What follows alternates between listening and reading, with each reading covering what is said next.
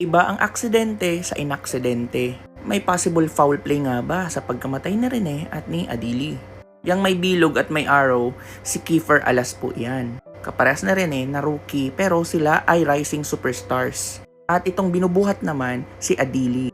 Guys, may pulso pa po si Adili. Si Rene naman ay may tsansa pa sanang mabuhay, subalit napatigil ang CPR at ang rason nung nagpatigil ng CPR ay gusto niyang maitransport agad-agad sa ambulansya at maihatid sa ospital.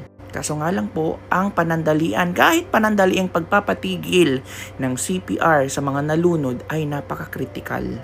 Bali-balita pa po na ang naiulat lamang daw sa rescue team na nalulunod, maliban kila Kiefer, ay si Divine Adili. Hindi sila aware na wala pala si Rene. Bakit? Paano nangyari? Doon pa lang mismanaged na talaga yung ganap.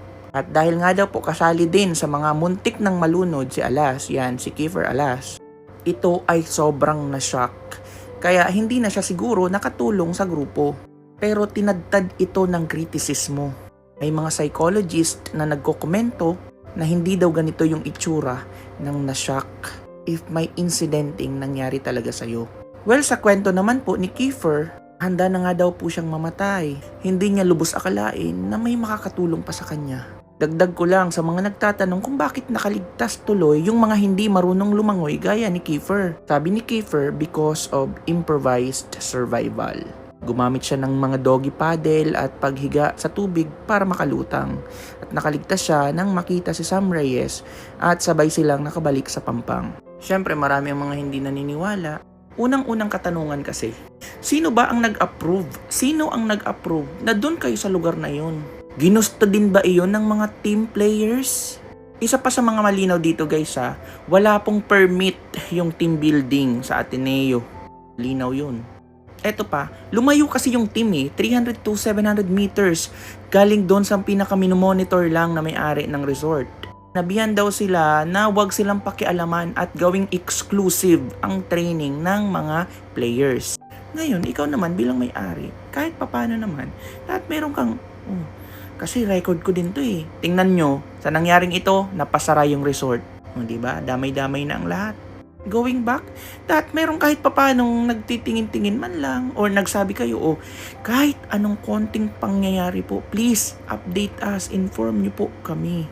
Kasi kapag nagkaroon tayo ng gross negligence, makakadamay po kami. Dapat ganun bilang may-ari.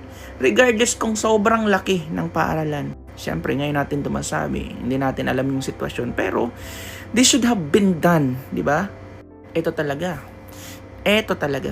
Kahit na po unang na-rescue si Rene, honestly, hindi daw nasabi nga, as I said earlier, hindi nasabi nakasali si Rene. Kasali si Rene sa mga nalunod.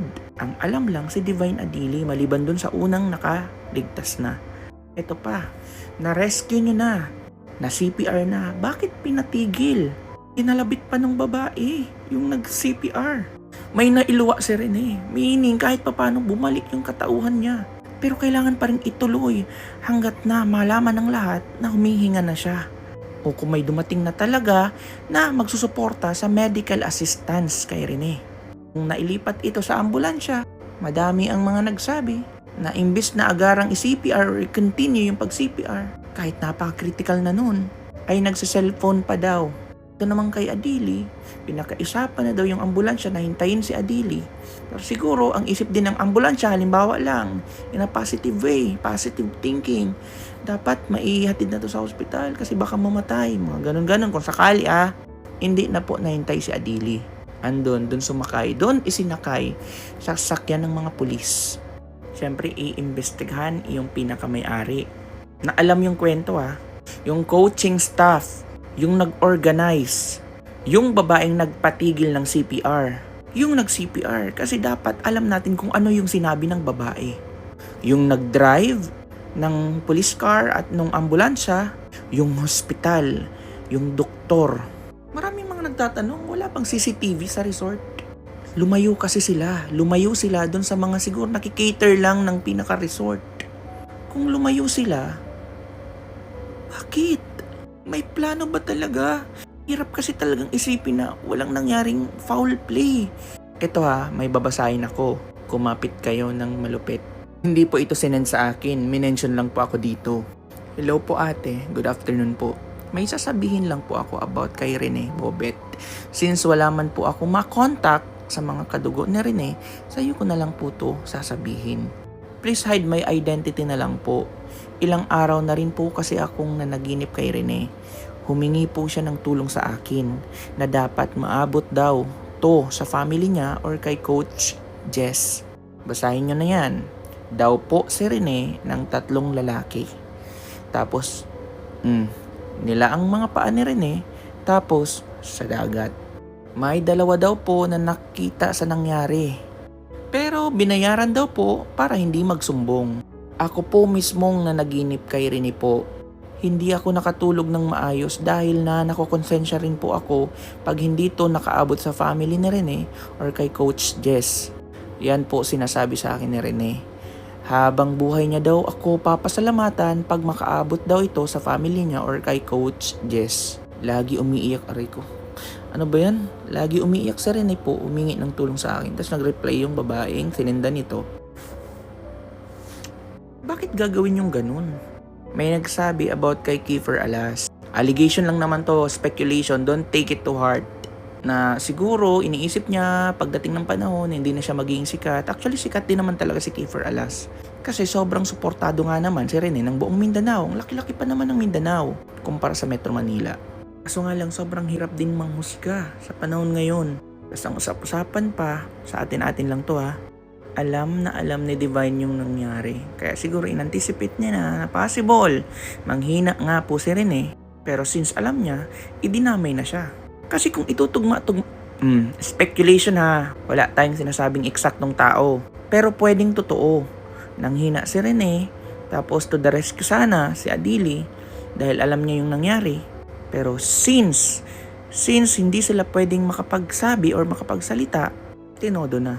Kasi bakit ipapatigil yung CPR?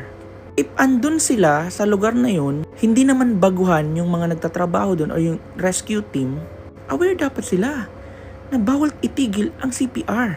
Kahit anong rason.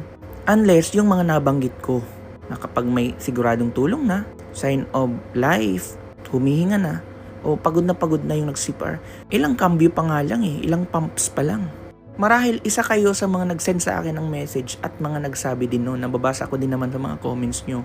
Hanggat hindi nagsasalita ang lahat, guys, kanina lamang po pinatawag na po sila. Isa-isa silang nagbigay ng mga testamento. Sana gaya nung ginawa dun sa maleta, alam nyo yun? Yung Maleta Boys na isa-isa lang hiningan ng testamento. Tapos imamatch kung ano ba talaga yung nangyari. We'll see and let's see. Sana makuha talaga ni Rene at ni Adili. Sayang. Buhay pa dapat talaga sila. Iba po talaga ang aksidente sa inaksidente.